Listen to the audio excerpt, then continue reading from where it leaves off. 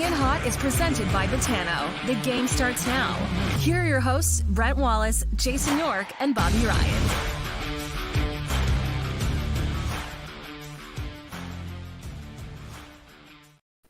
Hello, everybody. Welcome to the show. Brent Wallace alongside Jason York, who didn't get any of the free agent money handed out yesterday, Yorkie. $646 million in contracts given out on day one. A crazy amount of money. And no, it was an interesting day. It sure has changed, though, hasn't it? Oh. Yeah, no, it was good. I was keeping an eye on it from New York City. And it came out fast and furious, too. Like, as soon as the clock struck 12 there, Wally, teams were just hammering it, just like me in New York City, just getting hammered with, not hammered, but hammered with huge bills. My God, if you're going to New York City, take out a loan, for goodness sake. Well, all of us can't travel on the weekend just to fly down to see the Rockettes. So, Ricky Gervais, not the Rockettes. As always, this show probably presented by Botano. Yorkie, we're going to get into all the stuff that's happened of late with the Ottawa Senators. A couple other signings outside of obviously the big one in Joonas Korpisalo. Overall, how would you rate Ottawa's first day of free agency?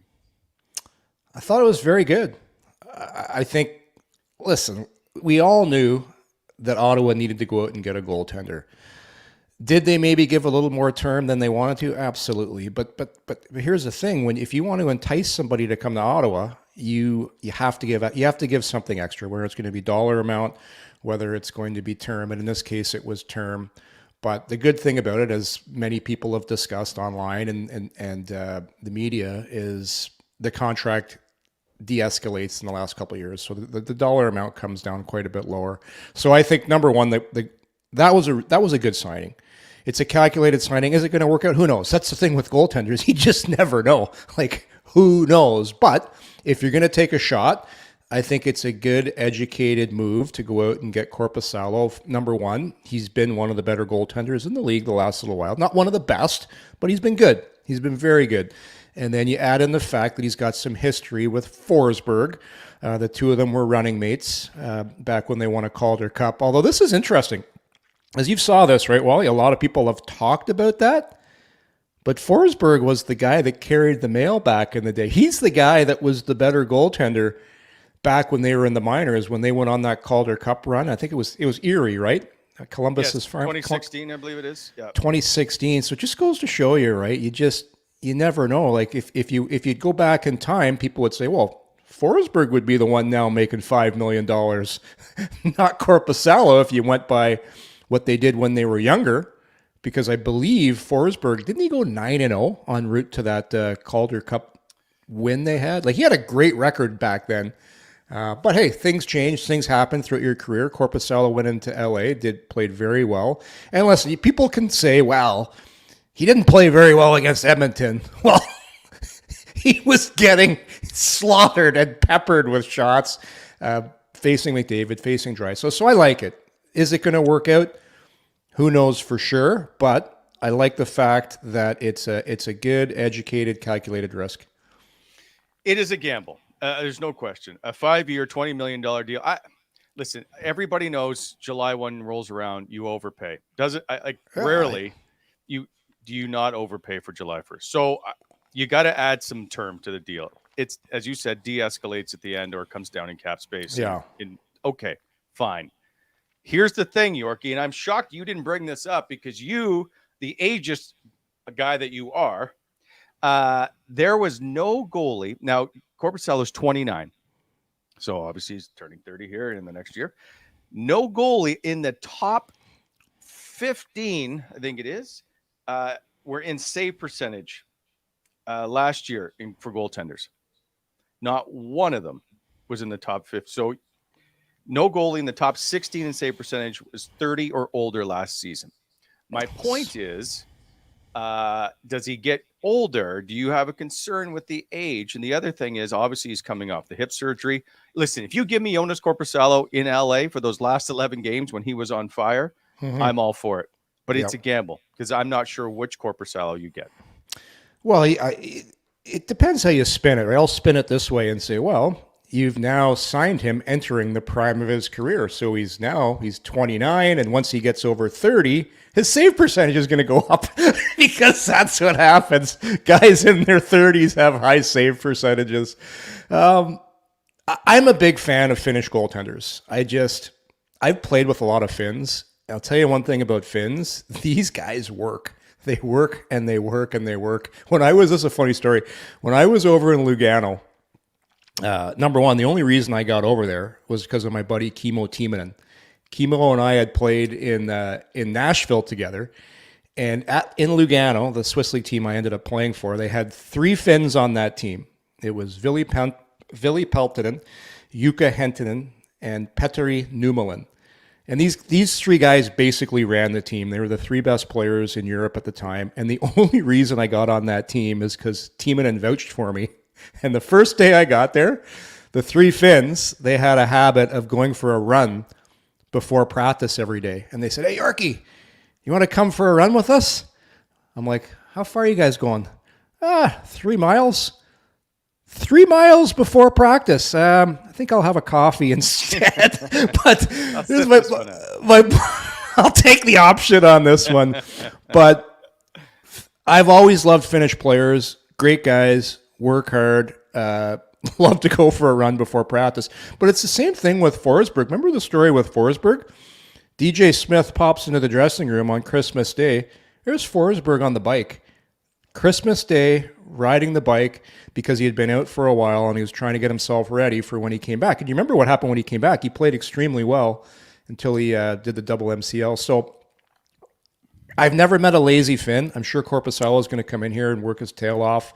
And the two will have some chemistry together because they played together before. But at the end of the day, it still is, like I said earlier, yes, I really like the move, but nothing's guaranteed as far as goaltenders go. It's just, you never know. You try and make an educated decision. And I like the fact that they're trying this. You had to do something. And if you looked at the market, I'll guarantee you that Ottawa was on John Gibson's list of teams he wouldn't go to. And Hellebuck probably the same thing. Hellebuck's probably looking elsewhere. And no disrespect to Ottawa. That's just the way it is. But you got a guy that's excited to come to Ottawa. He's a good goaltender. He's 6'3", and I like the move. And then the other moves Ottawa made as well too, smaller moves, but all in all, I thought a pretty good day for the Ottawa Senators. Okay, we'll get to the Brannstrom stuff in a second. Yeah. I will point out for those who don't know, in 2020, Game 1 of the first round series, Korpisalo set the modern NHL record for saves in a single game. You remember that? Despite losing 3-2 to Tampa. Just 8 short of the all-time record of 92 set by Normie Smith in the 1936 playoffs. Normie! Yorkie, I think you had season tickets that year. But here's the thing, though. One question I have. He's never played more than 39 games in a season. I know. And you got him on hip surgery, Forsberg on knee surgery. That's a question mark to me, a huge question mark. I understand Mad Sogard isn't waiting and Levi Marilainen perhaps, but your tandem as of right now is a huge question mark. Well, injuries for sure are a concern, especially the stat you brought up there with the amount of games at Korpisalo. But he's going to be in a situation, and I'll spin this again, where he's not going to have to carry the bulk of the load. It appears from reports that I've read, people I've talked to, that Forsberg is on the mend. He's going to come back and be pretty well 100% by the time camp goes. So this is going to be more of a battery, a tandem, where Korpisalo is not going to be asked to play 50, 60 games. It'll be more of a duo and playing the guy that's playing the best, which you look at the way the NHL is right now, you don't see a lot of guys really carrying the bulk. So yeah, for sure. But what else do you really do? If you're Ottawa and if you're Pierre Dorion, you're under the gun to get a goaltender. You got to make a move. You look at the crop that was out there right now. And I mentioned the fact that Gibson probably had a clause he didn't want to come here, and Hellebuck, I would probably bet, was in the same boat. So if you look at the next tier of who was out there, I always wonder about Carter Hart, though, in Philadelphia. I still think there's a deal to be made with Philadelphia that perhaps that could happen. But, hey, Korpisalo was available. He was sitting there.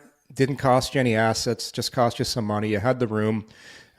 You make the move, and we'll see. Like, if it doesn't work out, it won't look good for management. And if it works out, they'll look like geniuses. So that's the way it is. And it's a risk because of the injuries, like you said. But I think it's a good educated risk. Let's not forget Ottawa's track record of goaltenders in the last little bit as their number one guy. Hey, it hasn't been good. It hasn't been good. Like when I hear Matt Murray and Cam Talbot, I have PTSD of some sort because those are huge misses. Yeah. Absolutely huge misses. And I don't know that this one is better. You mentioned Connor Hellebuck. I'm guessing dollar amount is a huge part of why Korpisalo is here over Connor Hellebuck. Hellebuck has got to be a $6 million, $7 million goaltender any day of the week. I wouldn't pay him that kind of money. Like, I understand, but I'm just saying there's no way that they're signing Connor Hellebuck for a 5-year, $20 million contract. Would you give Connor Hellebuck $8 million based on what you saw the first round of the playoffs last year? I wouldn't. I didn't think he played like a. If you're making that kind of money as a goaltender, yeah, you can't have the first round that Connor Hellebuck had last year. He wasn't very good. Like, he wasn't. So you can only kind of go off what you've seen. I know he's won the Vezina. Okay. I know he's got a history of being a good goaltender, but I wouldn't give him that kind of money based on what I saw in the first round of the playoffs. Oh, fair enough. But I don't want to delve into Winnipeg here too much, but that's a team in complete disarray. And I don't think on the ice they played very well in front of them. I know. I'm just... You look at Korpisalo from Columbus, you take his numbers from Columbus and change them with L.A., and I think he was outstanding in L.A. I know. He stole the job at the end of the year, right? They brought him in more as an insurance policy. He was brought in to say, okay, here's a guy that we can use if shit hits the fan, and we need him. And he went in and stole the job. So number one, if something like that happens to the goaltender, number one, the guy's a competitive guy. The guy's motivated. The guy came in here, and you hope that's going to be the case here in Ottawa when he comes in. Him and Forsberg will have a healthy competition and battle it out for who gets the net. And that's, to me, that's a really good situation. And I understand the injury concerns. Well, 100%. But it's just, that's the thing on July 1. It's a risk. It's a gamble. But hey, it's like you're playing blackjack and you got like you got 2 10s, or sorry, you got a 10 and your other face card's buried, and you're probably liking your chances. I'm liking their chances right now. I'm liking the mood of the team. I'm liking the energy. They just got to get this. I know we'll get to this later.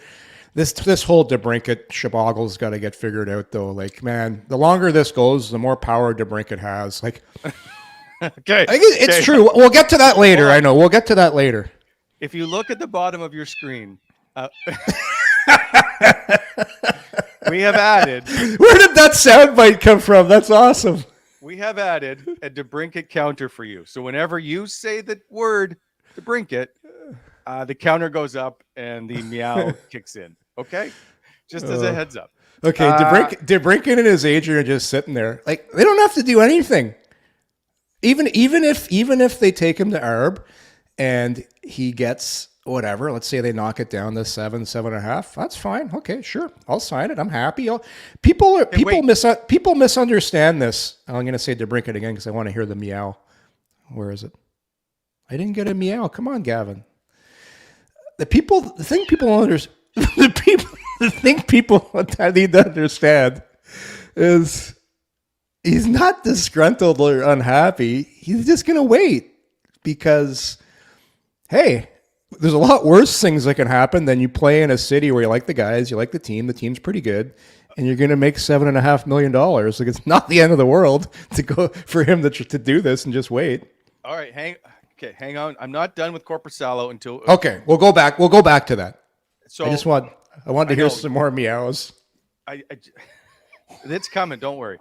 I just want to point out last season, just to give you numbers on Korpisalo, so that we. 14th in save percentage at .914, Shorthanded save percentage, though, 875. That puts him 48th in the league for goalies that played minimum 20 games. And tied for 22nd in goals against average at 287. So since joining the league, he started 201 games. That's 35th most in the NHL. 39th in wins, 39th in winning percentage, 48th in save percentage, and 49th in goals against average.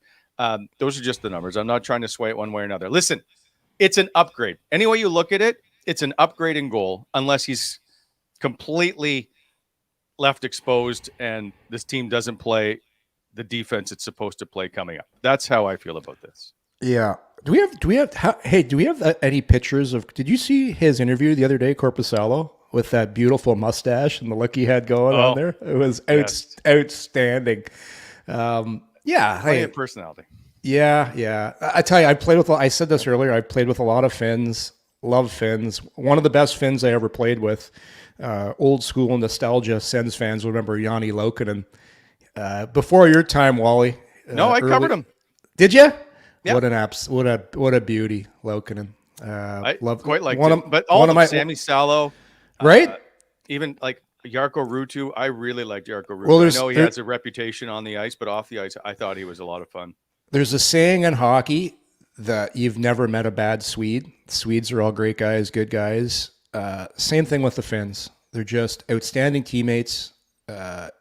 Diligent workers, and they just work. They work, and they're especially with the goaltenders. So Mikko Koivu and Saku Koivu were fantastic people to me always. Yeah.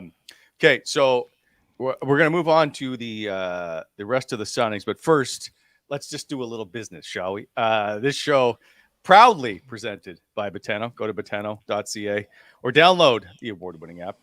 It is state-of-the-art, the most user-friendly, fastest, and advanced betting app for your mobile or tablet. Have the amazing world of sports always with you at Betano. Would you have bet on Joonas Korpisalo being an Ottawa Senator goaltender yesterday? A lot of people would have. Hundreds of betting options for events, and try same-game parlays with Bet Builder. Also live in-game betting and the most competitive odds on the market. Betano, the game starts now. Also, interesting about whose odds may have changed based on yesterday's signings. All right. Yorkie, I'm going to give you Renfrew Pro because you're very good at it. Oh, thank you very much. Yeah. Big thanks again to our sponsor, Renfrew Pro Hockey Tape, the original hockey tape. It is moisture resistant. I'm going to leave out that first part about it. It's easy to tear. I'll tell you that, Wally. Very easy to tear. It's available at all major retailers. It's great for your puck control. Look them up on the web at renfrewpro.com. It is the one with the green core. If you're on Instagram, give them a follow at Renfrew Pro. Don't forget to tag your teammates for unlimited entries. Share your story for 10 bonus entries. And for 35 years, BEI has built a reputation on providing great service and unmatched quality of work. And now they're doing the same with BEI Homes. Escape the city and the big city price tags. Relocate to the new Wren subdivision, a project by BEI Homes, just an hour west of Canada. The vibrant small town atmosphere with all the modern conveniences. Detached homes on 70-foot frontage and with water and sewer. They're also semi-detached homes with plenty of affordable options. Many options and floor plans to choose from with prices starting as low as $500,000. Yorkie will mow your lawn free for a year. Trust a quality builder, 7-year Terry and home warranty for peace of mind living. Go to bonishyourhomes.com. All right, so let's get to the D. Or do you want to do DeBrincat first? Which one do you prefer? Whatever. Let's go to the D. We'll save DeBrincat. Okay. So no big surprise. Eric Brannstrom signed, being an RFA, and Jacob. So he signed a 1-year, $2 million deal. Jacob Bernard Docker signed a 2-year, $805,000 per year deal. By the way, Travis Hammock has not signed. He's UFA now, and Nick Holden we knew wouldn't be back. He's UFA as well. So Eric Brannstrom gets a 1-year deal, Yorkie. Is that you got to prove this to me? Is that I'm going to bet on myself? Is that this might be tradable money here? I think it's good for all parties involved. I think for the Ottawa Senators, he's getting $2 million, which is a nice little raise for him. It's short term, so the Senators aren't going to be locked in because I really believe this. You give Tyler Clevin, this is going to be a year where who knows where he starts. If he starts in the minors, maybe he works his way up and plays into the Senators' top 6. But Kleven is eventually going to be here. He's eventually going to be here. When's that going to be? Who knows? Who knows how much time he's going to take to develop? You look at Jacob Bernard Docker. He's got a nice 2-year deal as well. So for Brannstrom, yeah, it's show me. It's a 1-year deal. Let's see what you can do with it. The thing with Brannstrom, though, on betting on himself, usually if you're going to get a huge uptick in salary, you got to put some points up. Or be like a big, mean defenseman.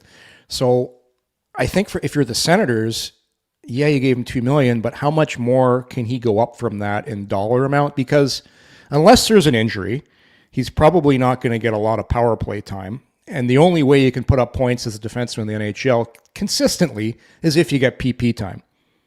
So I don't see Chychrun coming off the power play. I don't see Chabot coming off the power play. And I don't see Jake Sanderson. So there's 3 guys, and the Ottawa Senators run their power play units. Usually, the first unit is a D back there, and the second unit sometimes there's 2D. And I think with the current makeup of the Senators' defense core, they'll go with 2D, depending too on what they get in the DeBrincat trade. If they get a power play guy back in return. And also, too, you have to take into account that Norris now slots back into the power play. Giroux's a power play. So there's only so many guys that can play the power play. So the point is, do I like the signing? Sure. It's to me, it's not a lot of risk. It's 1 year. It kind of gives time to the rest of the defensemen to mature into their roles. It gives Bernard Docker time. It gives Kleven time. And who knows what's going on with Lassie Thompson. It gives all the prospects time to get better. Because I'll tell you one thing. Brannstrom's going to come back, and he's going to have a little more swagger to his game right now. Because now he's had a little bit of success, and with success breeds confidence. He's going to have another good summer, and he's going to come back and be very confident. And he's going to take another step in his maturity. The only problem is it's just, and I stand by this with Brannstrom, for the type of player he is, he needs to play a lot of minutes to be effective. It's really difficult to be a puck-moving defenseman, a body position guy, a stick-on puck guy, and be in the bottom pairing. When you're that kind of player that Brannstrom is, it's about getting reps, it's about getting rhythm, and it's about playing with a line that when you give them the puck, you can support the attack as the 4th man. You're involved in the offense. And I still believe the best fit for Brannstrom is with somebody else playing in a top 4 role, probably as a number 4, getting some second power play time. But who knows? There could be injuries. Something could happen with Ottawa's Blue Liners. It's a good signing because it gives you some insurance in case something happens. But if people think he's going to be a good bottom pairing guy for the long term, they're sadly mistaken. This is a move to buy time for the rest of the blue line core until they mature into their roles. Gavin, if you can put the board back up, I will point out though, Yorkie. So a couple things. One, as you say, it's time to develop the other guys, and if you sit a Brannstrom for a game or two while Kleven or whatever plays, sitting a $2 million player, not that big a deal. They're not going to sit him, Wally. He's not sitting. No. For a game or two, right? So if all of a sudden Tyler Kleven is playing lights out and so is JBD, well, having him as the 7th D, not that big a deal. Yeah, not that big a deal. But I think he starts the season as their as so their do I. No, as their that's 5. not what I'm saying. Okay, yeah. Okay, later in the season, when they start to develop, and you think Tyler Kleven is pushing him, sitting him is not that big a deal. That's my point. The thing it's not like he's $5 million. The thing that Brannstrom does really well is he moves the puck. His underlying numbers are very good. He's a great passer. He sees the ice. And all those things that he does well, he's going to do even better this year. Because going through the process, I remember, the league now will kind of slow down for him because he's got a little bit of confidence. But here's the thing. When he was playing his best hockey, Chabot was hurt, Chychrun was hurt. And the reason he was playing like that was because of opportunity. And that's the thing you need to understand with defensemen like a Brannstrom. You have to play in order for you to play that way. He's just, I remember my last year in Boston, I went into a position, and I was a puck-moving guy, albeit I was an older guy. I started playing 12 minutes. It is so difficult to play between 10 to 12 minutes as a defenseman to be a guy that moves the puck, crisp passes, skates, and gets into the play, because all of a sudden your team gets a penalty. There's 2 minutes you're not going on the ice. You go to the bench, you're sitting there. That 2 minutes could sometimes turn into 5 minutes. The heart rate goes up, it goes down. It's a lot more difficult than people think. And when you play the position of defense and you go out there for your next shift, that's when mistakes happen, because you're not mentally, physically, and two, like your body it's very difficult. The point is I'm trying to make. So that's why there's certain guys that know how to play in that third defense pairing, because they're guys, when they get the puck, they're not really, it's usually like you watch a Radko Gudas, it's up the boards, it's a long pass, it's cross-checks some guys, it's hits some guys. Those are generally the guys that play in your bottom pairing, except if you look at Vegas, they got a little bit different makeup. So anyway, my point was all 7D right now, if you include Tyler Kleven, all under the age of 27, with Artem Zub being the oldest at 27. So yeah, just a young up and coming blue line, which I still think needs help, but I do too. I do. It's a good start, and there's going to be injuries. There's always injuries with so it's a nice little insurance policy. You know what you have, but for the future, I'm with you. I still think they need an upgrade, and that might come from within, depending with how Bernard Dock or Kleven, and who knows, maybe with the DeBrincat move, who knows what's going to come back for return in that deal. Gavin, way behind on the DeBrincat counter. We have added 2 more to the counter, just so you know. Also, so here's the thing, and I want to point this out as we get to the DeBrincat chat. There was only, I think, 4 or 5 signings yesterday of players over 5 years, I think it is. And so if you're thinking Alex DeBrincat is going to get 11 players signed for 4 or more seasons yesterday, do we really think that as Alex DeBrincat overplayed his hand? And that's my point of, do we think he's going to get that $7.5 million for a 7-year contract? I'm starting to wonder now, where you see 3 years as the common factor or theme. Well, teams usually don't let players with this kind of skill that have scored 40 a couple times get to this point. If we look at the players that get to free agent, if people like guys like this never get to free agency, and that's what's so enticing to DeBrincat's agent and DeBrincat's whole camp, is because you can see the finish line. You're almost there. You're going to be a free agent at such a young age. You're going to get to pick your destination. You go from the team controlling your destination to you now control. So I still think there's a massive deal out there for him to get. Even if he does come back here and play on that 1-year deal, he's still going to get his goals on the power play. He's still going to if Ottawa brings him, if he comes back, he's going to have a good year. And he's not coming back, Yorkie. I'm saying if he did. Hold on. That's a player. That's the game. That's the game of chicken they're playing right now. No. Hang on.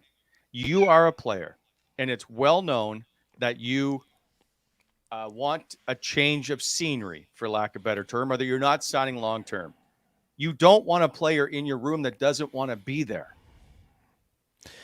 See, with DeBrincat, it's not that he doesn't want to be there. It's not that it's the fact that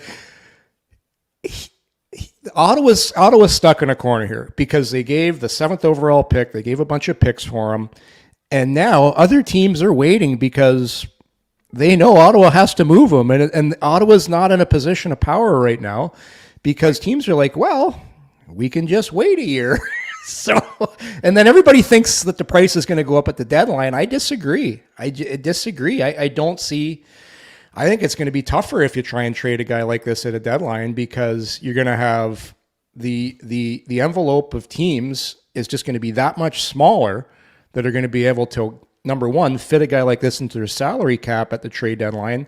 And number two, there's only going to be so many teams that think they're in the mix. So you got to get this deal. You got to get this deal done this summer. The time is this summer.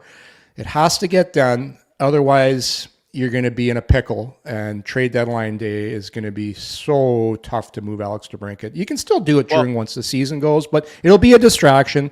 It'll be something that that needs to get done this summer. And that's the thing, right? With we've seen it with Erik Karlsson and with Danny Heatley being traded on the first day of training camp. And the distraction on the first day of training camp was out of control, on top of you don't get a lot in return. I think this is going to end up being a started training camp type of deal, and they're not going to get what they think they're going to get. I don't think he plays another game here based on him wanting to be relocated somewhere else. Yeah, I don't think he does either. So the thing is now, can you find a dance partner? Are the rumors out of Philadelphia legit? Is Travis Konechny on the table? Man, I keep looking. If that is something you could possibly work out with the Philadelphia Flyers, that makes a ton of sense as far as I'm concerned. You bring in a player that's not that old, could come in and be a legitimate top six. He plays with some grit, plays hard. He'd be a great fit on Ottawa, wouldn't he? So Philadelphia is reshaping their team right now. So maybe there's a pressure point there with Danny Briere that he wants to get something done, because same thing, he's not going to want the distraction there and with the rumors going on, and he's going to want to start. Everybody wants to start fresh from training camp with their group, especially with your important players, and then build your culture, build your base, get everything going. So we'll see. There's I just think DeBrincat's camp, they hold all the cards, because he can just say, well, I'm not going to sign an extension with that team. And the team will say, well, we're not going to trade for him if we know he's not going to sign an extension. So it's a difficult situation, because everybody knows Ottawa's kind of painted into a corner here. I just don't. It's not going to work out, I think, the way maybe. I still think you can get a lot for him, because Ottawa's not the only team that wants to make moves, that wants to get better, that wants to qualify for the playoffs or rebuild. DeBrincat's he's a young guy. And everybody knows that goal scoring is the hardest thing to do in the league. So you've got that ace in your pocket right now, and it's just like I said, it's going to be. This is very interesting, because it's all everybody's talking about right now, and it's going to linger, and hopefully it gets done before training camp. Okay, we will wait to see. Now, there was an interesting name pop up yesterday, and I apologize. I'm not sure if I'm going to give credit to. I know Elliot Friedman, I think, had a tweet about it, but I'm not sure that he was the guy to say it. Vladimir Tarasenko and the Ottawa Senators, yeah, may have had discussions, or they've looked into it. Is that an answer for you? When I first look at it, I don't love the fit. Like, when I look at the Ottawa Senators and their identity, it comes from your leader, your captain, Brady Tkachuk, and then everybody kind of falls into place. So Tarasenko's a power play guy. He's a shoot first type of guy. He doesn't seem to me a guy that is relentless on the forecheck, relentless on the back check. Like, those are the types of guys I want to come in. That's why I like a guy like Konechny. When I think of Travis Konechny, younger, offense, plays a much more relentless game than Tarasenko comes. Like, I don't want. I call these types of players fat cats. They love their cookies, love their points. It's all about stats. It's all about, well, this guy scored this many goals this year, and to me, that's not what an Ottawa Senator player needs to be. Like, you've got guys that can score goals, and that's the thing with DeBrincat. You've already got. Tkachuk's a 30-plus goal scorer. Stützle's a 30-plus goal scorer. Norris is a 30-plus goal scorer. Giroux is a 30-plus goal scorer. Like, how many goal scorers do you need? Like, I think if we've learned anything from watching how you win in this league, is you got to play, and I love this word. I use it all the time. I'll say it again. You need relentless players. Players that play like a dog on a bone. There's no quit. There's no give up. and they'll do anything to win. And Tarasenko's a great player, but that's not, when I think of Tarasenko, that's not the type of player I think of. Relentless isn't the first word that comes up into my mind. So, and I don't think he'd be a guy that necessarily would be, depending on what other teams. He's probably a guy that wants to stay in the U.S. as well. So, I wouldn't do it. I would look for a younger, more relentless player. I'll use that word again for the fourth time. Because that's how you win. That's how you win. I don't disagree. Vladimir Tarasenko is not the answer to me, and to me, he's the same as Alex DeBrincat at the moment. Like, everybody laughs when you say guys like, I'll throw Andrew Kopp out there, for example. I threw his name out there when we were talking about Detroit 5 months ago. Guys like that will do anything to win, and that's why coaches love guys like this. Because those are guys you win with. Connor Brown, the guy just took $750 to play in Edmonton. You think that guy wants to win? Obviously, he play with his buddy, his former line mate. But yeah, for sure. And he's got huge bonuses. Like, if he gets his games played bonuses, he can. I think he's going to make upwards of $3+ million. Smart little business done by Kenny Holland there too, Wally. All that bonus money doesn't go on the books until next year, so it doesn't count towards the cap. But man, like, how great would it be able to be to get Connor Brown to come play for your team for $750? I know he's coming off the knee, but these are the guys, players of that ilk, that I would be targeting if I were calling the shots for the Ottawa Senators. Those are the guys you win with.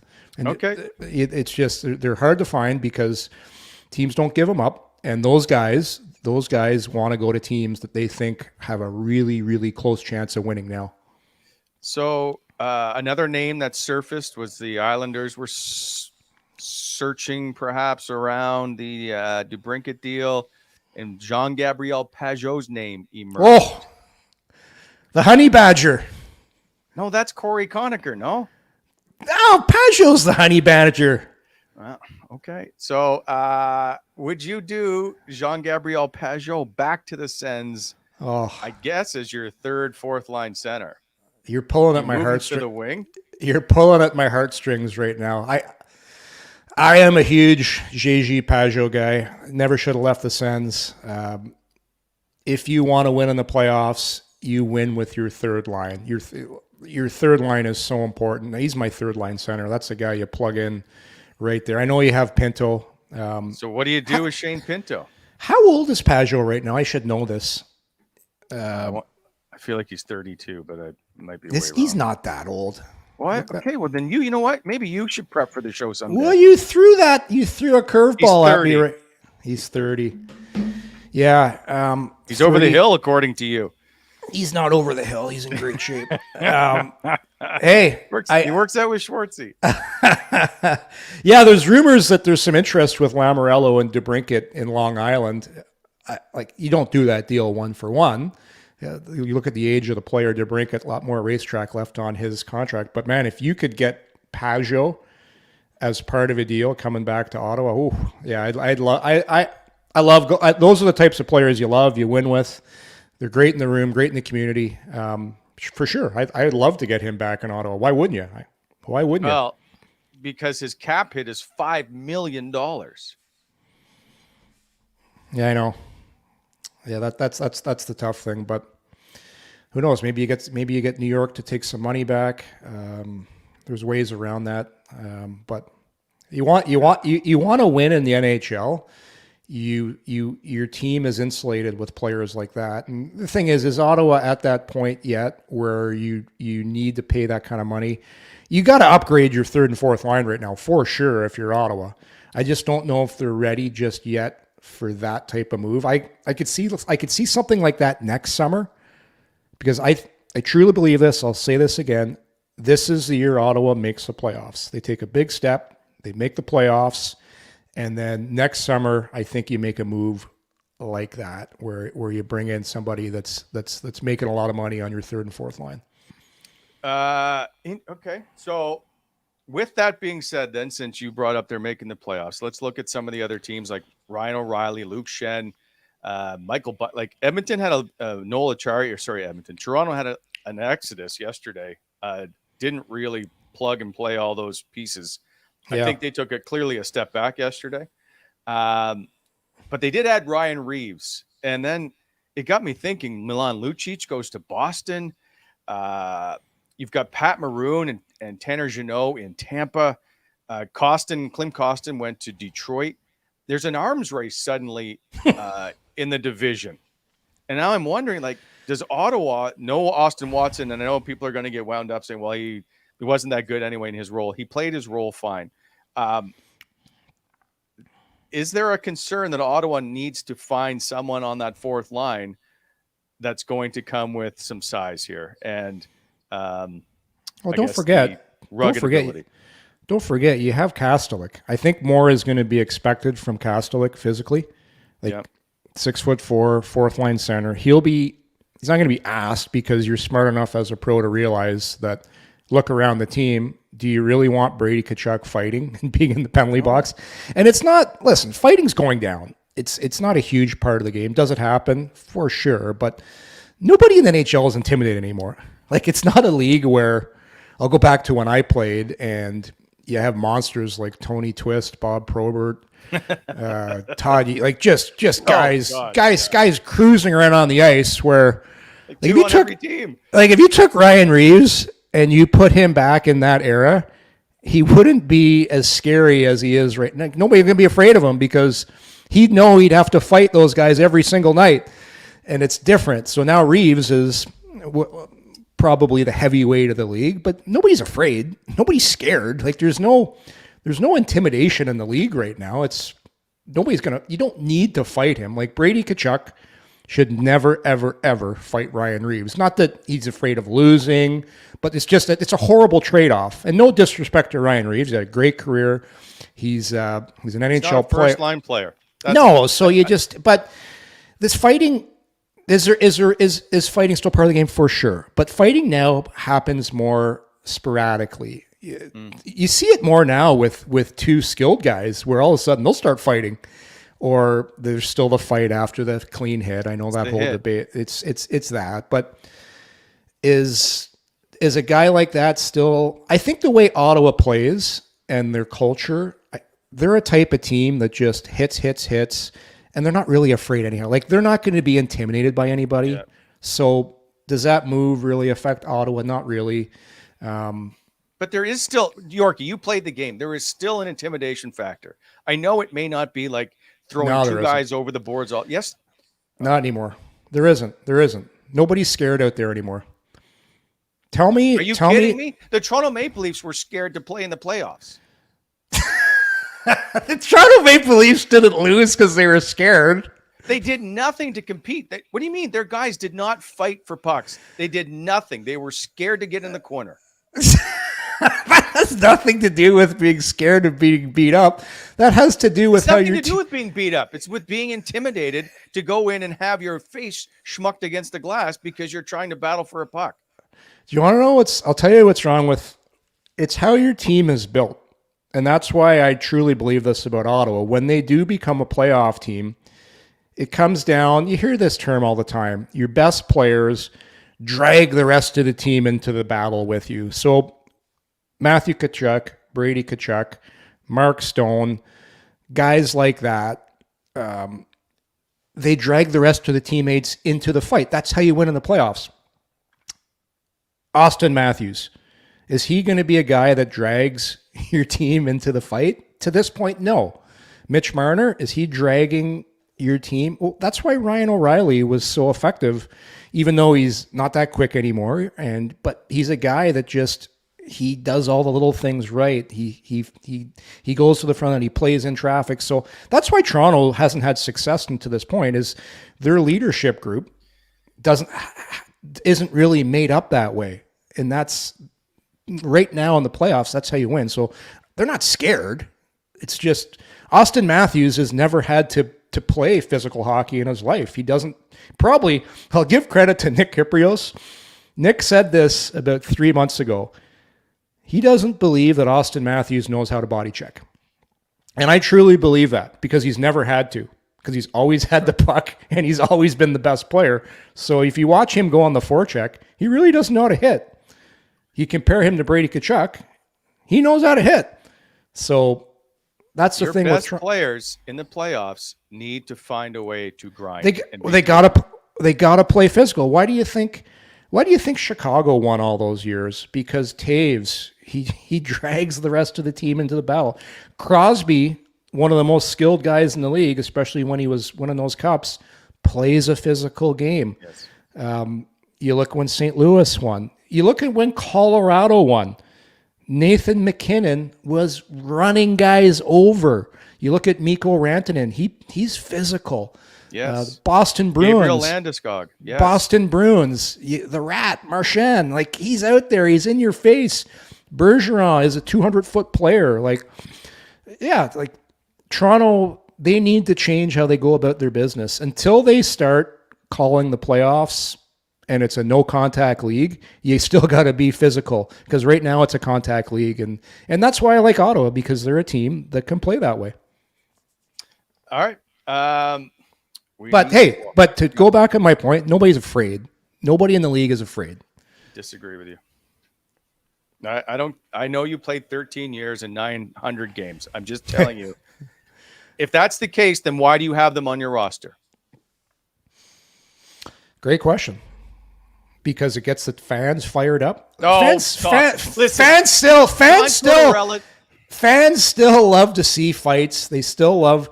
Nobody, listen. Yorkie, stop. If John somebody doesn't care about the fans getting excited, he wants to win a game, which is why they're in the lineup. How does a fight help you win a game? Are you serious? Have you not ever heard of Chris Neil saying how the momentum changed when a fight? Did you not watch the New York Rangers series and Chris Neil controlled that one game in Game 5? I agree. What do you mean? Hockey's different now. I said, yes, it used to be that way, but hockey's different now. Hockey is totally different. Guys were legitimately afraid of Chris Neil. Guys didn't want to fight Chris Neil. And not that guys don't want to fight Ryan Reeves, but they don't have to anymore. You don't have to take that fight, because you see more and more guys going to scrums and not fight.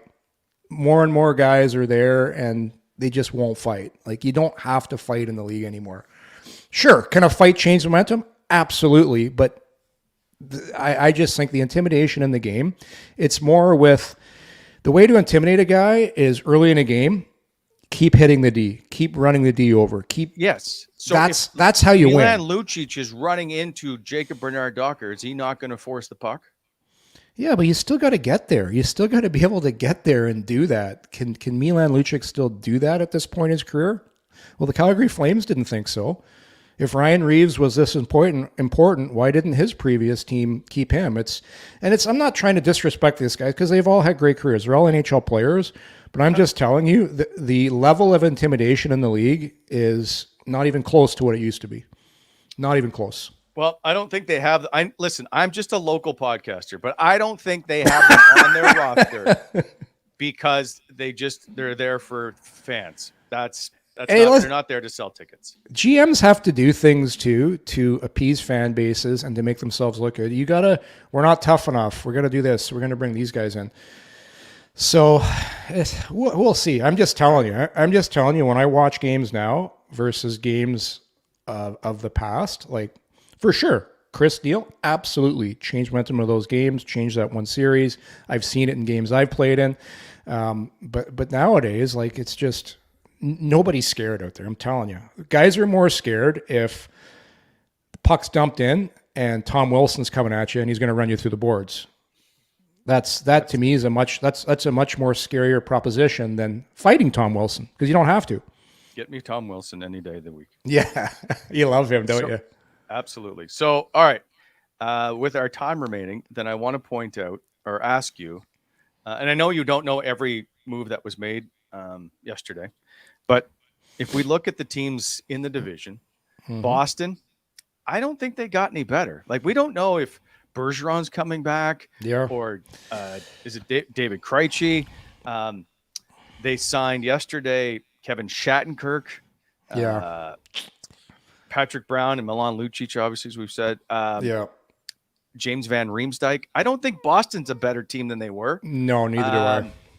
Now, that being said, they were the best team in the league last season. But I think they may have stepped back. They've got obviously a strong goaltending group. I think that goes without saying. But of the teams in the division, where do you see Ottawa on paper now slotting in if you were to pick the way the standings work? Yeah, great point on Boston. And I'll go back to last offseason. Everybody thought they were too old, too slow, and they weren't going to do it. And they went and had a franchise or NHL record. So I'm never going to count the Boston Bruins out. I think Toronto for sure took a step backwards. They took a step backwards. A lot of pressure on them right now. I think Ottawa, where do they slot in? They probably slot in as a 7-8 wild card team. I think if they're going to make a playoffs, they kind of come in there because Florida still a good team. You keep wondering, is Tampa going to take a step backwards? They're so well coached. They still have a great decor. So I'll never count them out. I think the Rangers took a step backwards. You look at that forward group, Wally, they are so old. And they bring in Blake Wheeler, who's 38 years old. He's 36. 36? Yeah, plus they signed Nick Bonito, who's 35. They signed Jonathan Quick, 37, Connor Mackey, Blake Wheeler. Yeah. Now, by the way, some of these are two-way deals. Nick Bonito, Eric Gustafson, Tyler Pitlick, and Alex Belzile. And Riley Nash yesterday. Nash, 34. I don't see the Rangers as a playoff team. The season's just too long. It's too grinding. They seem like had some head-scratching moves in New York, so I don't see them. I think Carolina had a really good day. Yeah, I think Carolina had a very good day getting Orlov in. Like, of all the teams you thought, man, Orlov wouldn't end up, you probably would have thought Carolina because they already have a very good decor. Yeah. But then they go and I think they got him on a 2-year deal and able to squeeze him in. And then I'm hearing rumors that they're going to bring Erik Karlsson, and I'm like, what? Like, how good do you need your defense to be? So I think Carolina had a very good day. I like the fact Ottawa went out and got a goaltender. Like, that was the number one need. And on the board, they went out and got the best available they could do based on what I'm hearing with the other goaltenders and no trades and all that stuff. So I like what Ottawa did. But yeah, Carolina to me, I thought really they did probably the best little bit of business. I don't think Montreal. No, Montreal's in a massive. They're in a massive rebuild, and it's going to be. They're going to be baby steps and try and rebuild through the draft. Yep. And so same with Philly. Like, I don't think Philly they're in a rebuild too. Rebuild team. Yeah, I think they had a great draft yesterday. They didn't do a whole lot. Well, Detroit went and traded for Yamamoto. Then I believe they bought him out, right? Yeah, but they got Klim Kostin. Yes, they did. And then they got Klim Kostin in that deal. Yeah. The enforcer. They went and added some. See what I'm saying? Yeah. It's to protect the young guys, right? Is what they say. Ottawa did that. No. But remember when Ottawa was going through this rebuild and they kept bringing guys in that you were like, what are they doing? But they were there to protect the Timmy Stützles and Brady's as they got. I have a trivia question for you. Sorry, just before you tell me that, just to go back on the point we were talking about earlier. Okay, I'll say this about having a tough guy. When you have smaller forwards that are skilled guys, or let's say you have Timmy Stützle as a rookie, yeah, would it be nice to have a guy on your team that is a tough guy that fights? But when you have one of your skilled guys that's one of the tougher guys in the league and Brady Tkachuk, it's not as necessary. So just to go back on our point you made earlier about when you need somebody like that to come in, because Tkachuk doesn't really need that. He did, but in his first year, they were trying to make sure that guys weren't getting pushed around as they had younger guys in the lineup. That's all.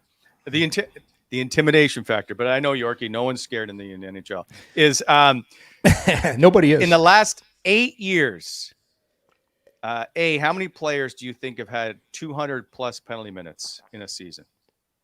Last 8 years. Yeah. Wow. Oh my goodness. I'm going to say. Now I will give you the hint, like in the last couple of years, COVID kind of restricted that based on fewer games. But in the last 8 years, how many players have had 200 plus penalty minutes? Wow. I don't know. I'll say 3. 1. That one player, by the way, I don't know if you can get this or not, played for the Rangers and for the Sens as part of his NHL career. Oh, yeah, I know who that is. The Rangers and the Sens. Glass never played for the Sens. No. I don't know. Who is it? Michael Haley. Yeah, I wouldn't have got that. Hey, there's a guy that was legit tough. Like he's a guy, guys. He's a guy that nobody wanted to fight because when he was fighting, somebody was getting hurt. Yeah, I remember Haley. He was legit tough. But he couldn't play. And he got here and he just there was no point. And that's the thing. If you can't get that's what made Chris Neal so good. For sure. Play. Oh yeah, Neal on a third line. He wasn't just an added piece to the roster. Do you remember the line Nealer was on? It was Mike Fisher, Chris Neal, and Schaefer. Peter Schaefer. That was a tremendous line. Schaefer would just go in the puck and probably one of the best guys at protecting the puck in his skates. And I remember playing, I was in Boston the year they were together. That line was hell to play against. I'd be on the bench and I'm like, oh shit. Neal's line's on the ice. I get better when I go back for the puck. I gotta slow up so Nealer and I arrive at the puck at the same time. Otherwise, if you get it first, you're just getting crushed every time. And Mike Fisher, man, like everybody thinks Fish is this nice guy, Christian guy, religious. He was a mean son of a bitch on the ice. Another guy that he hit to hurt too. Yes, tough guy to play. Fish was a. People in Ottawa know it wasn't a secret. He was a really good fighter too. I never saw him lose a fight. You get him mad. Oh, he'll beat the devil right out of you. He's one of the per pound, I think, one of the toughest players I've seen play. Tremendous shape. You've seen him off the ice. Fish is shredded, shredded. But we use the same program. Are you guys on the same? Yeah. Yeah. So just when the shirts come off, it looks a little different though. Yeah, you know what? He's airbrushed because he's all that Hollywood type guy now. So, question, because you're a former Nashville Predator. For me yesterday, it was arguably one of the most interesting teams. Mm-hmm. They signed Ryan O'Reilly, 32 years old. Gustav Nyquist, 33 years old. Luke Shen, 33 years old. If you're rebuilding, are you signing? They signed 4 guys yesterday, 32 or older. Yeah. They're trying to change. Barry Trotz, what he's trying to do right now is change the culture. He obviously does not like the current culture of the Nashville Predators. Ryan Johansson, gone. He's a guy that is super skilled, but he's a guy I call a change of pace player.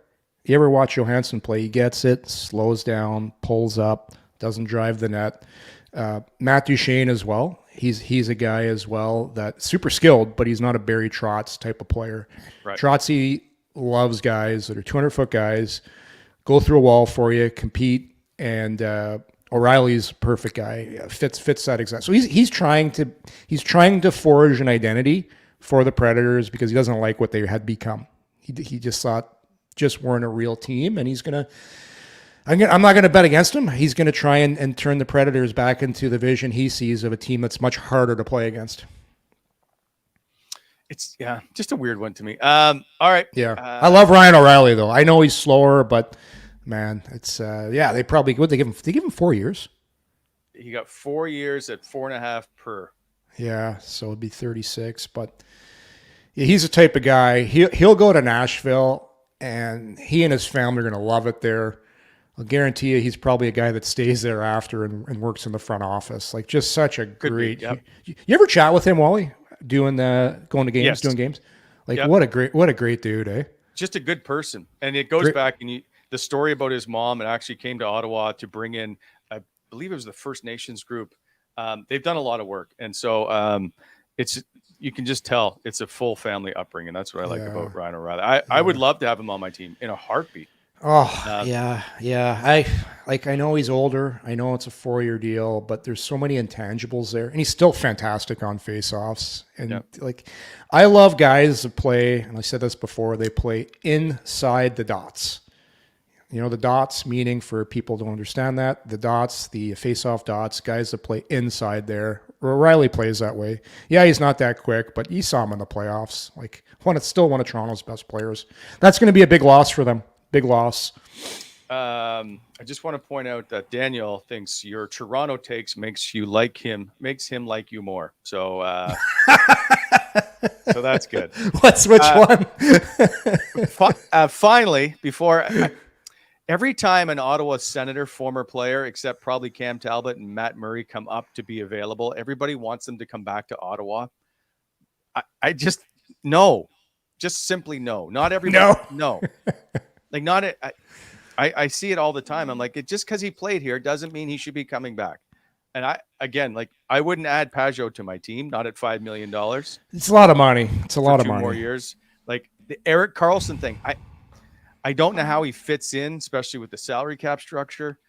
Yes, it's a very good pie in the sky, but I just don't see how that plays out in Ottawa, what they're trying to do. I know he's a 3-time Norris Trophy winner. I just don't see where that fits in. Same, like, it goes Matt Duchene, not coming back here. We need to forget about the players who've been here. Nick Paul? Again, you know what? He would fit for me somewhere in that. We need him in that spot at second line winger. That's he fits that role for me. But he's not the first choice I think of when we're adding players. The whole bring him back now, I just don't. I just want us to move past that. Yeah, I'm really intrigued with the Konechny talk because the age of the player, not that old, good offensive player, plays with sandpaper, has Ottawa roots, played for the Ottawa 67s. That name really intrigues me of a guy that could be a good fit with Ottawa. Maybe. I don't hate it. I still want Tom Wilson. You take Wilson over Konechny? Yes. Yeah, I'm taking Konechny. I love them both. I love them both. Yes. I love them different both. players. So depends on what you want, I guess. I just want someone that's going to listen. Let me point out to you in the Sens draft, every player the Sens drafted, all 5 of them were 6'2" or taller. Mm-hmm. They are trying to get bigger with size.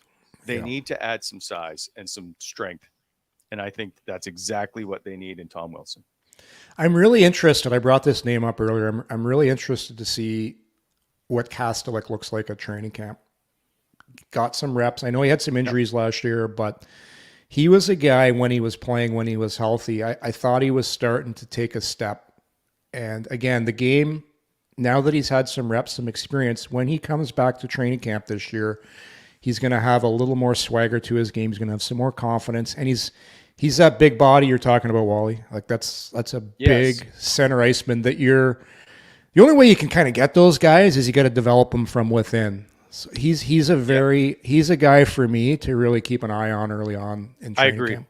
You got to let him play. And the thing is with him, and we see it with a ton of players, and includes Tim Stützle, at that January, February, they hit a wall in their early first season, whatever. It's tough. It's a grind. It is a full-on grind, and we see it all the time. Now give him the second year, give him a little bit more playing time. I think you see him come out of it and be ready because now they understand what the expectation is. Yeah, because those younger players, their games can change and evolve so much in a summer, in a season. It's confidence, experience. It can't be understated. It's so important. And I'm excited to see what he's going to become. Yeah. All right. We'll be back next week. We appreciate you joining us on this Sunday. I hope you all had a great Canada today. Lots of fireworks yesterday on and off the NHL spectrum, if you will. Did you go to fireworks yesterday, Yorkie? We went for a little walk in the neighborhood, saw some fireworks going off in the local park here. So we saw them a little bit. Nice. My dog hates them, so I just stayed with my dog. I know, dogs and fireworks, not a good combo. Not good at all. No. We'll be back later this week. You got some golf to play, so I'll try to work it around your schedule. Yes. All right, let's do that. Thanks for joining us, everybody. We'll see you next time. Take care. See you, everybody. Coming in Hot is brought to you by Botano.ca. Please hit that like button and subscribe to our channel to never miss an episode.